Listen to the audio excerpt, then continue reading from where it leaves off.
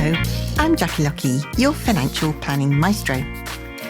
This series of podcasts is aimed at financial planning professionals and also those who are looking to enter the financial planning profession. We will be talking during the podcast about all things certified financial planner certification related, talking to other CFPs around the world, and also we will be dropping in on some new entrants who've just entered the financial planning profession, and we'll be checking up along the way on a regular basis with them to see how they're getting on. I hope you enjoy today's podcast. Hello and welcome. I'm Jackie Lucky, your financial planning maestro. And in today's podcast, I've got a really exciting guest, and that is Martin Lines from Just. Hello, Martin. Hi, Jackie. Good to speak to you again today. And you. And today we are talking about one of both of our favourite subjects, aren't we? We're talking about vulnerable clients. Absolutely, yeah. So we've got quite a few questions already in to get through. So I think there are lots of listeners who are on listening to this who are new to the profession and perhaps haven't or still starting to get to grips with very early stages of their exams, and perhaps don't know that much about vulnerable clients and what we've all been up to, I think, since 2016 when the regulator started looking into this. Yeah. So perhaps we could just start there and give us a quick overview of what's happened since they put vulnerable clients on their radar all those years ago now. Yeah, certainly. I think the focus on vulnerability has been there for some time, as you say, going back to occasional paper number 8 for those who want to look up all the documents, but really recognising that whilst we got things like treating customers fairly and the principles around that and the COBS rules and everything else, there was this understanding that was coming through that for certain individuals, maybe processes needed to change. Maybe we needed to take account of different vulnerabilities that exist there and, how certain clients might interact with financial services firms. So they recognized that through the publication of that document and started a discussion going then.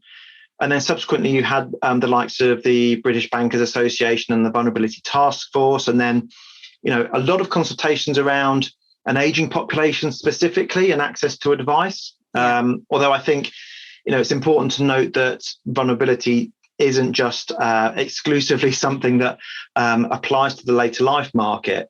And so they started to recognize that there's all sorts of things that consumers might be going through, experiences that they might be going through, which will impact on their decision making and the way they interact with firms. And so we've had things like DP 16.1, looking at the later life market, as I say. And then you've had things like a duty of care paper that was issued a few years ago, which has now been revisited. And then in the last couple of years specifically, some guidance consultations, and then the finalised guidance more recently in terms of what firms should be doing about adapting their processes for those who might be deemed as vulnerable. Yeah. So it's been a huge project for the financial services regulator over the last, more than 5 years now, hasn't it? Yeah. Absolutely. And I think, whilst I talk about the fact that they've issued finalised guidance, I just wonder whether it is that final, because I think this is going to be a running theme throughout lots of policy decisions and lots of other regulation and guidance that is out there. So more recently, you've seen things like a new consumer duty that came out in May. Yeah. And again, whilst it's not sort of labelled as vulnerability, it does talk about some of the same themes. So are we acting in a way that is going to enable clients to get good outcomes? Are we actually producing products and services that are going to give the best outcomes, whether the client is vulnerable or not? And there's this cultural perspective that comes through as well in terms of recommendation of your firm's product and services to your friends and family, whatever the circumstance might be. So I think it's one of those things that, yes, we've got the vulnerability agenda, but I think it goes through into, lots and lots of areas of, the FCA's agenda going forward as well. Yeah, I think so. And I think maybe it's been heightened or, still kept at the top of the agenda because of the effects around the pandemic. So I think, correct me if I'm wrong, Martin, but I saw something a while ago saying that the FCA had indicated they thought about 50% of all advised clients could potentially be classed as vulnerable during the pandemic. Yeah, that's right. There was a Financial Live survey last year, and in the February, I think the figure was around about 46% of UK adults had one of the characteristics of vulnerability under 4 drivers that they denote. And then through the pandemic, they looked again in the October, and that figure had increased to 53%. Now, you might say, well, okay, that's still around the 40-50% mark. A lot of people would say that actually, anyone could be vulnerable at any point in time. And certainly I think the pandemic has exacerbated vulnerability. We hear that on the news all the time now, don't we? Yeah. Vulnerable consumers, looking after the most vulnerable, and it's become almost part of normal sort of language that we've been hearing over the last 18 months or so. Yeah. But when they look at those 4 main drivers, what they're talking about there is the effect on things like health, whether that be physical health. And of course, that's been a conversation piece over the pandemic, of course, for obvious reasons. But it's not just the physical health of people that is coming to question and how they've been affected by things like coronavirus, but what's been the mental health impact as well. And has that caused people to be in vulnerable circumstances, the stresses, the strains, the concerns around that? And we're starting to hear more and more of that coming through as well as something that we all need to take account of when people are making these, certainly from our perspective, these big financial decisions as well. Yes, yeah. And it's really interesting that, you were just touching on there that actually it's not necessarily just perhaps the older generations who have been suffering, but actually young people or people from all walks of life and of all ages. And also that the issue of that it could be a temporary vulnerability. Yeah. And I think maybe that's certainly, we've discussed this before, haven't we? One of the biggest things for me that I think, if you're in the financial advice world and you are intending to service clients, whether that means, for those of you listening, if you're new to the profession and, if you're picking up the telephone to clients, interacting with clients, that actually everybody in that firm has a responsibility to start to spot those differences, don't they? Absolutely. And that's exactly it. And sometimes you might notice a step change that, if you're living with that individual, so a family member, you don't necessarily see these step changes. Whereas if you've got somebody who's in contact with a firm once in a while or, on a fairly regular basis, but, you might just notice those step changes where, see a different change in behavior for some clients. So they're starting to ask you questions that perhaps they wouldn't have asked before, or asking you to slow down a bit, or something just doesn't sound quite right. Or, particularly in this time, they might be saying things like, my son or daughter looks after that sort of thing for me. And that's perhaps a new thing. And maybe some new questions need to be asked there around, whether that's a permanent situation, whether there needs to be an authority put in place there, or even a power of attorney if there isn't one already. Yeah. So you can start to spot these differences in characteristics of consumers on that sort of step change basis as well. And I think you're right in terms of this sort of aspect of vulnerability happening at any point, and people coming in and out of vulnerability, this sort of transient vulnerability situation as well. And sometimes I think we look at the client as being a vulnerable client, but actually there might be other people involved in that conversation too. So you can imagine somebody at the moment who has been looking after a mum or dad who might be vulnerable, and that might, and it's the older generation you might think is a vulnerable person. Yeah. But of course, you've now got somebody who might be caring for that individual. And maybe that's had other impacts in terms of, have they had to give up hours at work, for example, to look after that person? Have they had to navigate through the care system and to find out what benefits are available? And again, there might be other stresses and strains there as well. Yeah. So when we talk about vulnerability, it's not just one vulnerability that might apply. There might be multiple things that are layered, if you like. That Yes. means that, people are facing a number of different things all at the same time. Yeah. And I think, if we look at, we mentioned health there, but there's also this whole area of what the FCA term life events that are these ups and downs of life, these different circumstances that people fall into along life's journey, really. And it covers things like, bereavement, divorce, loss of a job, lots of things that are being tested through the pandemic as well. We hear about people being furloughed. And one of the things I saw on LinkedIn recently, after I'd done a session around this, was that we had an advisor firm who was saying, look, we treat our customers fairly. We've got everything down in terms of, the way we operate our processes and making sure that our consumer needs are met. Yep. However, we do have circumstances now where people who we wouldn't have previously termed as vulnerable have now got real vulnerabilities, real issues in terms of health and wealth. Yes. And it's been in some ways a bit of a leveler, the last 18 months. And this perception that vulnerable clients are a particular, socioeconomic group, or as we've said before, a certain age group, has really been called into question now. So you've got people that might be entrepreneurial who are reliant on producing their own income.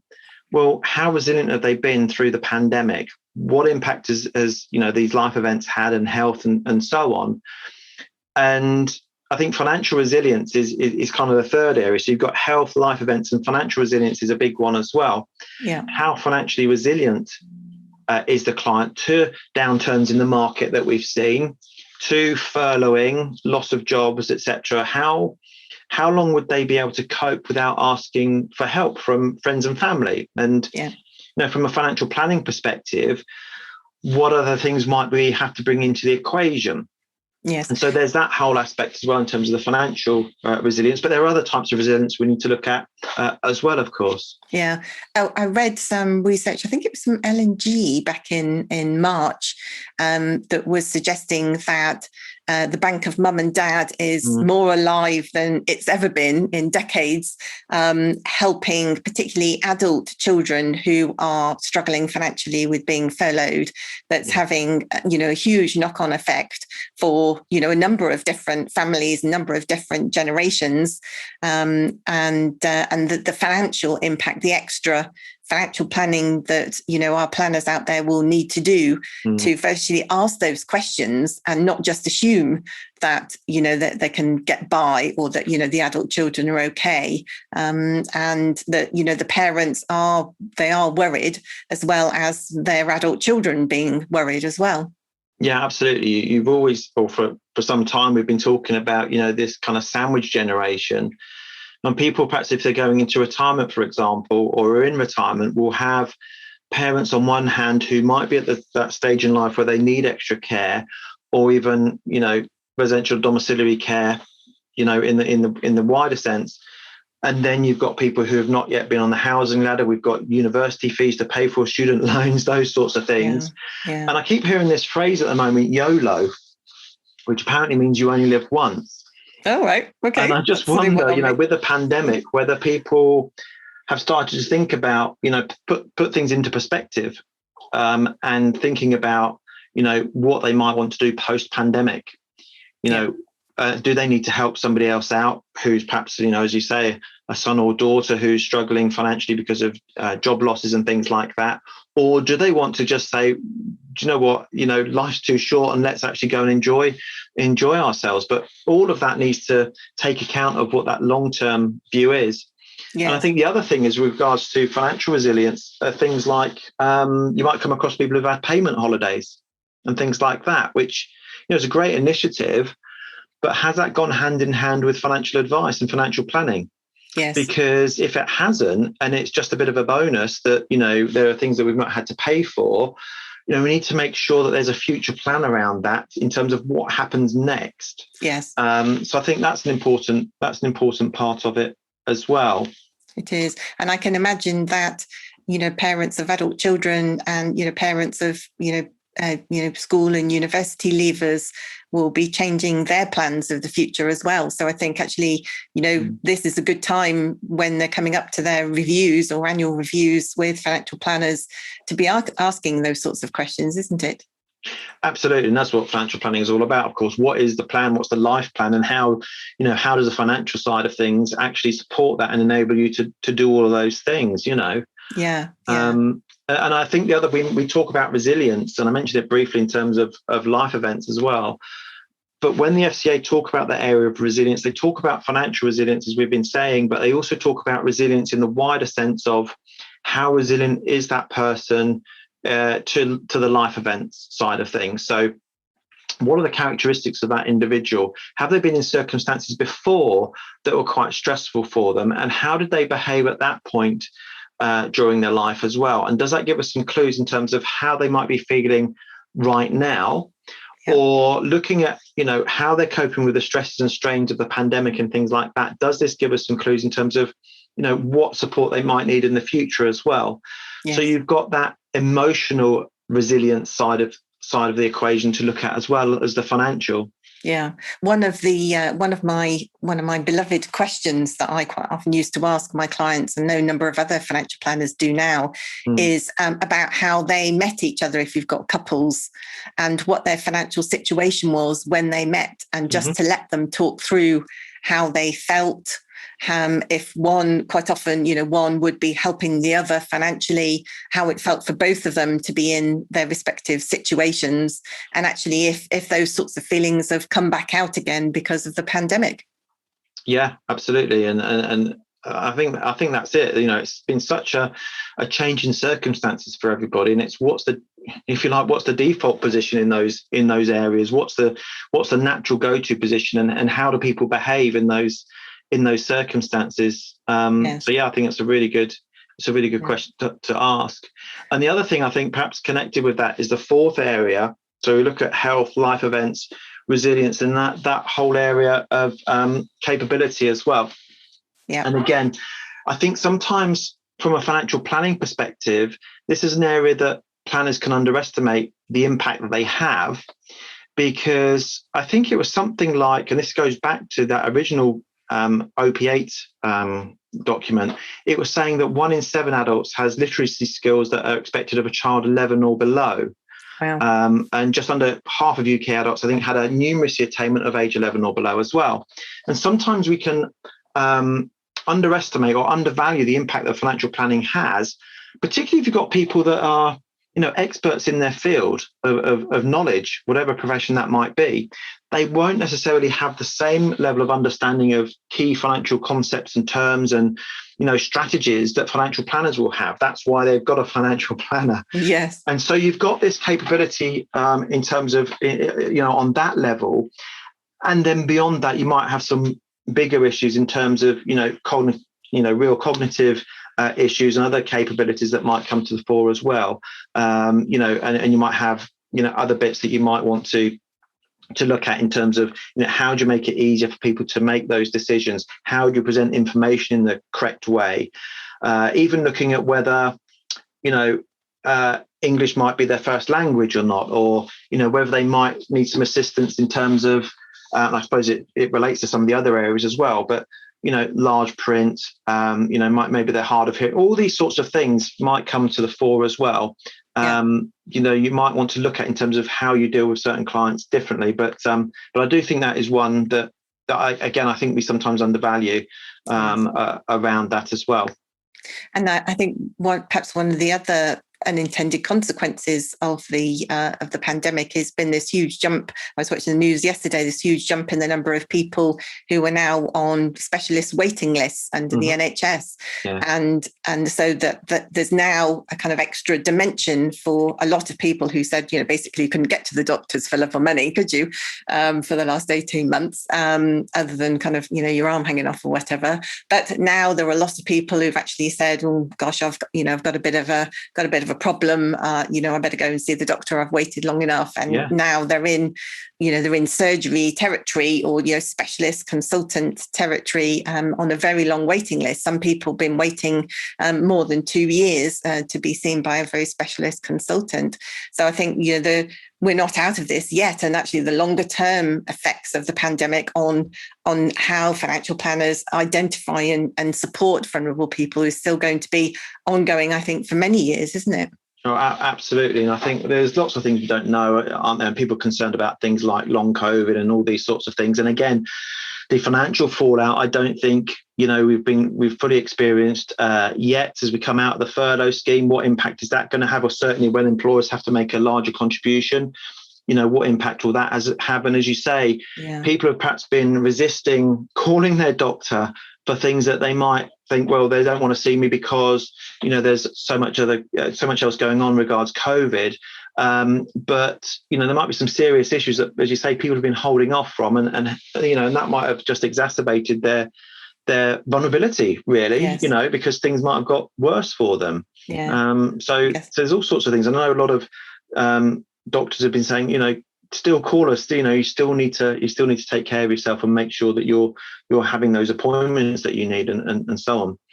So it's there's a lot more to come, I think, on that side of things. That's very, very wise words. So I think we both echo that if you feel that there's something wrong with you, then definitely go to contact your doctor in the first instance, and they won't think that you're being a nuisance to them, despite the pandemic still going on. So so let's look at what the future holds for vulnerable clients, where you think the FCA is going with this now, and are there any critical things? I mean, we've talked about also the guidance and things that have been issued earlier this year, but what's your gut feeling about how this is going to progress in the kind of short and medium term for our advisors and actually their support staff, those who are going through, hopefully, to become the advisors of the future?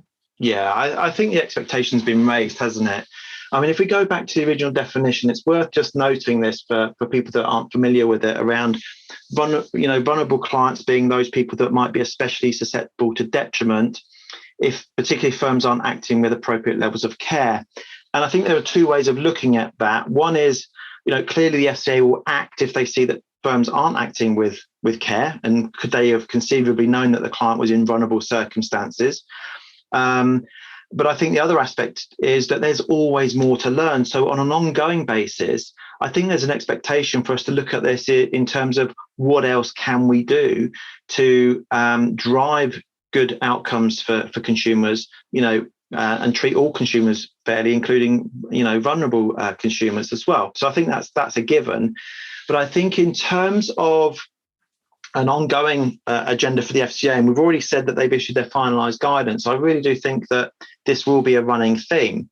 So what they've said now is, after, as you say, 5 or 6 years of talking about this, and now they've issued the guidance, is to say, right, we're not going to have a benchmarking exercise where everyone has to meet a prescribed benchmark around this. Again, it's very much principles based, because I suppose they don't want people going to, people are doing really good things. They don't want to, people to lower down to a benchmark. But what they have said is that, senior managers can be expected to be asked now, what are you doing about vulnerability? How are you, how are you adopting that culture around vulnerability and doing the right things for vulnerable clients? What are you practically doing around that?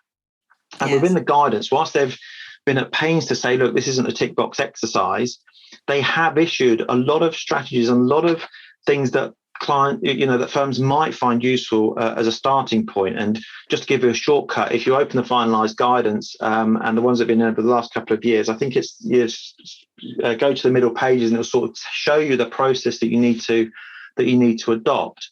So I think, yes, senior managers can be expected to be asked, what are they doing about vulnerability? And I think the initiative is perhaps on them really to say what measures they've taken. But has it been adopted as from a cultural perspective? Is it discussed in board meetings? Does everyone know where the vulnerability policy is? We just got to make sure we're not just paying lip service to this. But the other aspect, I think you mentioned earlier, around the numbers of people that might be vulnerable. Whilst they sort of talk about 46 or 53% or whatever it was, and perhaps we could surmise that, as we said, everyone could be vulnerable at some point in time, they're going towards this recognition of a spectrum of vulnerability to show that, well, actually, perhaps we, at some point or another, we're all vulnerable. And, and they sort of look at the risk of harm to those people that might, be more likely to have differentiated needs. And again, if you look at the guidance, there's a diagram on that. So they kind of moved away a little bit from this vulnerability and potential vulnerability to where are people on that spectrum in terms of risk of harm. Yes.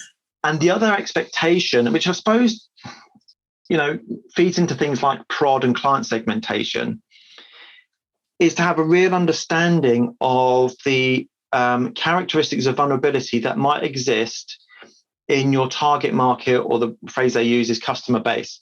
Yeah. So whilst we've seen that every client is individual, they'll all have their own needs, and you might have to look at bespoke services for different individuals. On a macro level, I suppose, are there any cohorts within your client bank that might be more susceptible to certain types of vulnerabilities than others? Yes. So I suppose if you've got people who are first-time buyers, for example. So one of the things in OP8 that the FCA talked about was being young could actually be a trigger of vulnerability because you haven't got that life experience. Yeah. So this is the biggest financial transaction this person may have made, or probably has made, in their life. First-time buyer, what experience have they had? And if there's a lack of experience there, does that mean that extra care needs to be taken to really explain to that client exactly what they're getting into, the commitment they're making, and so on? So that's one end of the spectrum. What vulnerabilities might occur there? And then we move into kind of our area, I suppose, which is sort of later life, or retirement and later life market.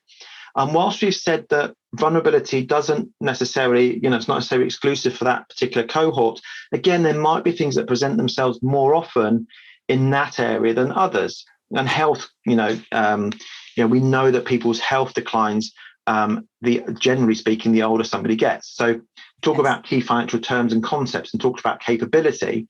And what DP 16.1, which is a discussion paper on the aging population, says is that whilst people might have, really grasped some of the key concepts by retirement age, it does decline rapidly by around age 75, generally speaking. Yeah. And then you've got the other sort of health issues and things like that, need for long-term care. So are there any areas within your client bank that you might want to focus on specifically? Are there any sort of research documents that you need to find out a little bit more about? Are there any, again, particular areas that you might want to look at? Have you got a vulnerability champion within your firm who might really want to take up the mantle for that and go and get a few more details? In that later life market, it might be a case of, could your firm benefit from being associated with Dementia Friends, for example, or some of those organisations? Yeah. So that was another thing that I saw came out within the finalised guidance, which I think just gives a good indication of how this has become a bigger topic, and one that's looked at not just from an individual perspective, but what the firm is doing as a whole in terms of its client bank as well. Yeah. And one of the things that when I've been speaking to financial planners, is they've said that there are some issues regarding how they identify somebody as being vulnerable, how you might tell somebody that, a client, that you are intending to treat them as vulnerable. Perhaps they've, their circumstances have changed. They've become, more stressed or more forgetful or whatever it might be. Do you have any words of wisdom about how to go about doing that? Because I think firstly, there were potentially GDPR issues of actually writing that on your CRM system. Yeah. And then, but actually what's more important is how you go about having that conversation with the client.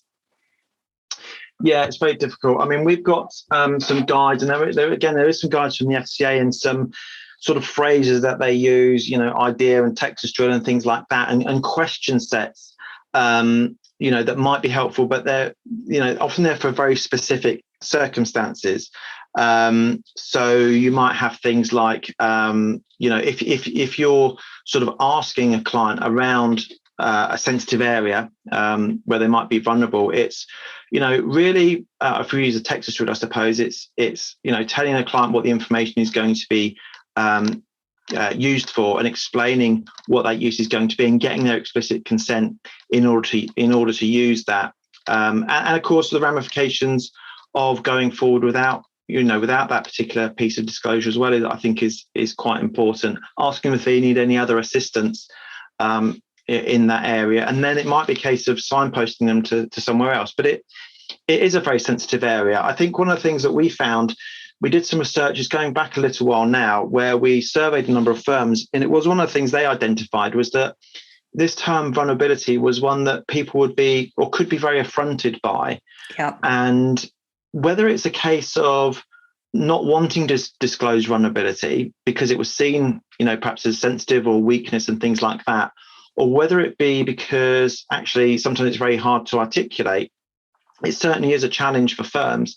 And I think one of the key things is that whilst the FCA agenda is around consumer vulnerability, that isn't necessarily the terminology that you actually have to use. So I know other organizations will talk about, for example, an extra care policy, and it's just recognizing whether in those 4 key areas, and some would argue there are more, have we asked questions pertaining to those 4 areas? And whilst you might not necessarily wish to term a client vulnerable, have we documented the extra considerations that we might want to take in those 4 areas? So it's not necessarily a case of saying to the client, we are going to mark you down as vulnerable. It might just be having a policy that says, if we identify that this client needs some extra help in this area, they've got a health condition or, they're going through a life event at the moment, it is what extra care are we taking because of that particular circumstance? So I don't think you have to use that vulnerability terminology or make it, quite as distinct as that. And I think the other thing is always keeping that under review. Yeah. And, as you said, people can go in and out of circumstances which might mean that they need extra care around these areas. And it's just keeping on top of that, how their circumstances changed. So I think it is a sensitive area, but I think that one of the key things is we don't have to label clients as being vulnerable. There are other things you can use, and again, it's coming back to this cultural perspective. It's not saying there is a tick box exercise whereby you must, label this client as vulnerable. It's, some would say it's almost like it's still TCF and it's still looking at know your customer, the things you'd be doing anyway, and in a sense, it's bringing together all of those principles under one banner and just reminding people that there are folk out there who might need that extra level of assistance or might need you to alter the process specifically for them, but they don't need to necessarily be called or labelled vulnerable. Yeah. And I think one of the things that always strikes me is that what a great practical thing to do might be to discuss your vulnerable policy with every client at each client meeting. Yes. Because then if they become vulnerable, they kind of know what's coming, or if they start to feel that they might want a little bit of extra support, in between, perhaps an annual review, that actually they feel, open enough to be able to come to you and to say, I'm in the middle of a crisis, or, whatever it might be, and finding things difficult, at that particular moment in time, and actually talking to individuals when you think that at the moment they're not specifically being classed as vulnerable, actually might be a good thing to kind of head it off as well. Absolutely. And I suppose, and I think some firms do that, and they'll say, and they'll be quite open about it. So on one hand, you've got this sort of couching it in different terminology. On the other hand, we also know there are firms that are very upfront about it and say, look, this is to protect you, not necessarily now, but if circumstances change in the future, and it's something that we need to do to make sure we've got all these things covered off. In the same way, I suppose, as you might start to talk to people about, powers of attorney. Yes. Or wills and things like that. Now, they also, you could say, they're sensitive areas, but almost people see that as a given. Yes, we've got to talk about these things. Should you get into a circumstance where you need a substitute decision maker? And people tend to be fairly upfront about those sorts of discussions. Yeah. And so, it's an odd one where you think, well, actually, if you treated it in the same way, that might work for a number of firms that says, this is our vulnerable clients policy. This is why we do it, and here's how it protects you should your circumstances change. Yeah, I think I like the term kind of extra care, extra support, those kinds of things. That kind of feels a little softer around the edges. The vulnerable bit does seem to feel a bit like a sledgehammer to crack a nut situation sometimes. But I guess also it depends on how you see life. I guess for some people they'll think, well, that's fine. they're being straight with me, but other clients might feel oh gosh, do I have to pass the test every year now to make my financial planner think that I'm okay or whatever. Yeah, and I think that's one of the bits of the skill set, isn't it? Around, I mean, we could talk about reciprocity and all these sorts of things in terms of, the information that's being shared between the financial planner and the client, and building up that relationship that will enable you to have that open conversation, yes. And how you elicit that information from a client in the sort of friendliest way possible, the most understanding way possible.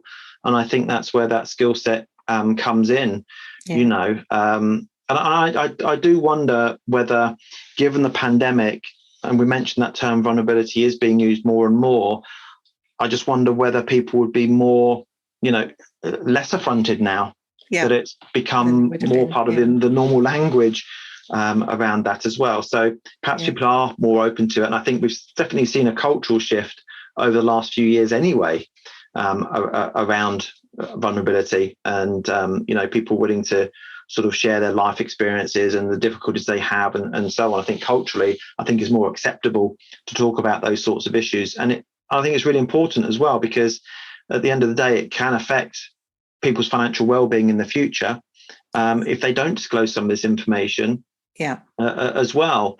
And I think that's another phrase I've seen being used as well, is that financial well-being, again, rather than vulnerability as well. So there are a number of ways that you can do that, I think. Yeah, and I think also as a byproduct of that, financial advisory staff are not immune to all of this, are they? To becoming vulnerable themselves.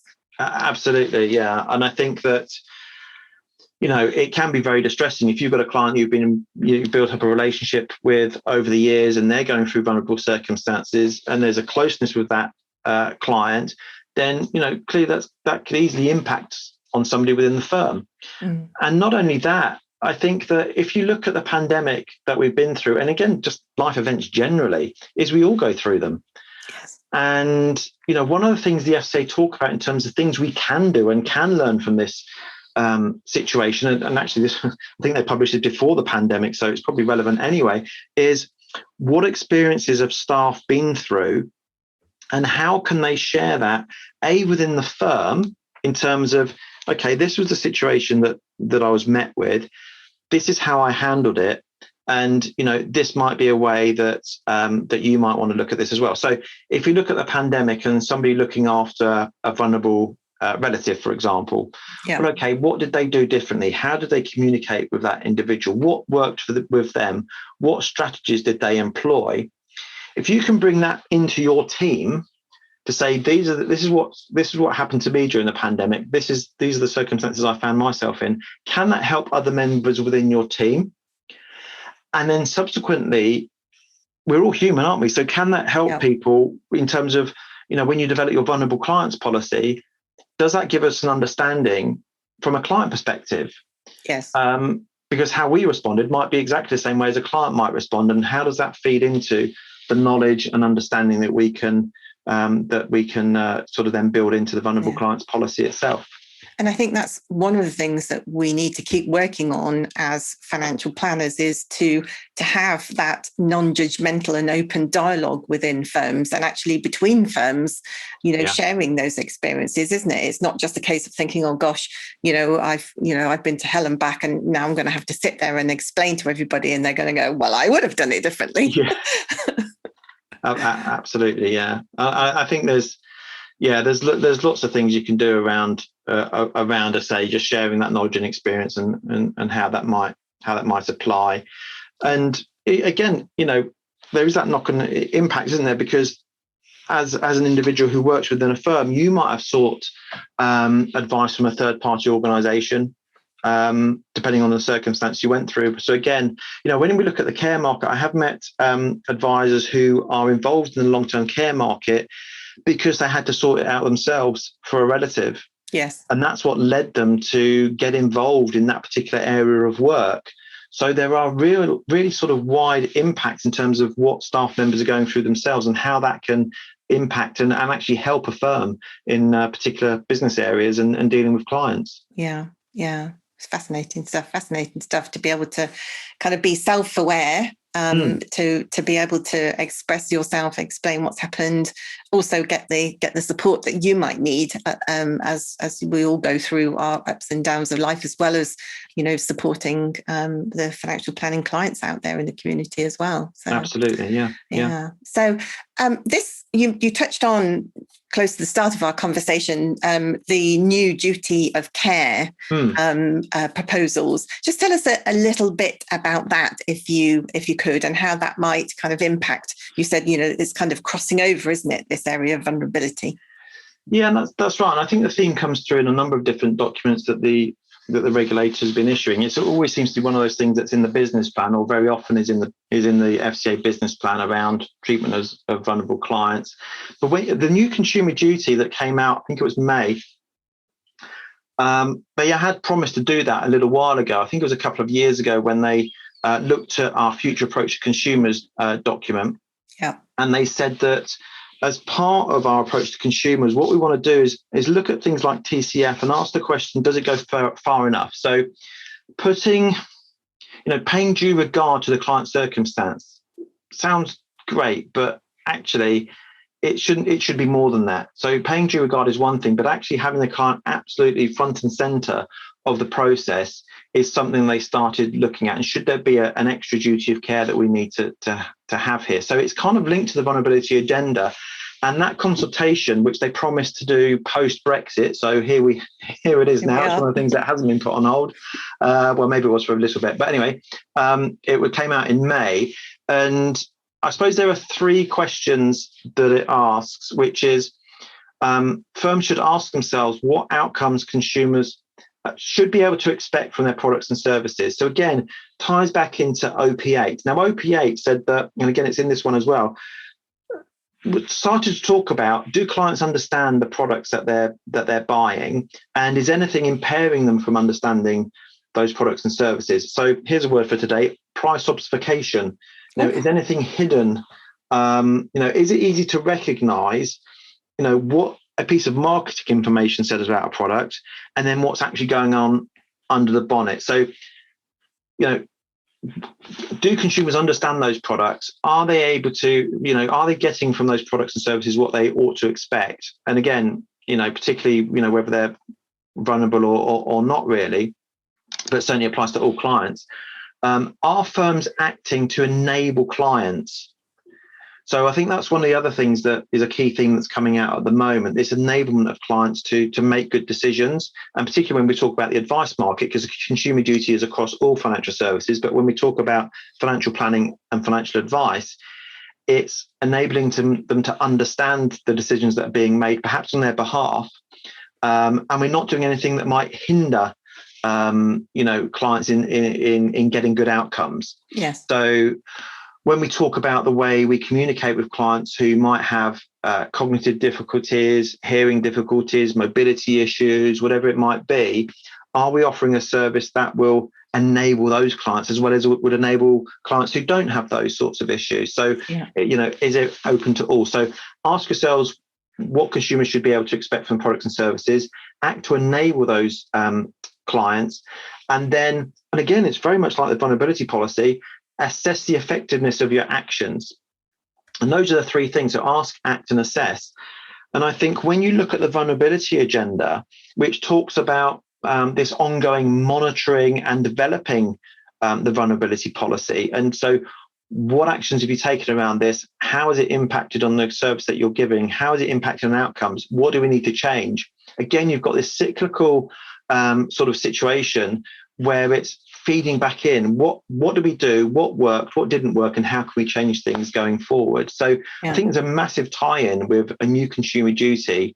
And whilst it's not labelled vulnerability necessarily, I think the parallels are definitely there, and it does go hand in hand. Yeah. So again, there's more to come out on that, I'm sure, as we start to really sort of analyse the pages of that document and see the wider impacts. But I think there's some really good principles there. I mean, one of the principles it talks about is using a clear tone and language and reflecting the overall standards of behaviour from the firm. So that cultural bit comes through as well. There's lots of sort of overarching themes. So it's again setting expectations for firms to act in the best interest of consumers. That's probably a podcast all of its own for another time, Martin, isn't it? Okay, well, thank you very much for joining me, Martin. As always, it's been an absolute pleasure delving around in the world of vulnerability and how financial planners can, and all staff actually working at those firms can help identify those clients and support them along their life journeys. So thank you very much, and we'll hope to see you again. Maybe we can arrange another one for... Yeah, I'd love to carry on the conversation. That'd be great. Lovely. Thank you very much, Martin. Thanks, Jackie. I hope you enjoyed today's podcast. It's really interesting, isn't it, to listen to other people's points of view about different things, all relating to our wonderful financial planning profession. If you know anyone who might be interested in listening to any of these podcasts, please pass on our details to them. So that's it from me. Join me again next time when we'll be talking all things certified financial planner related, and also dropping in on our new entrants to the financial planning profession. Bye for now.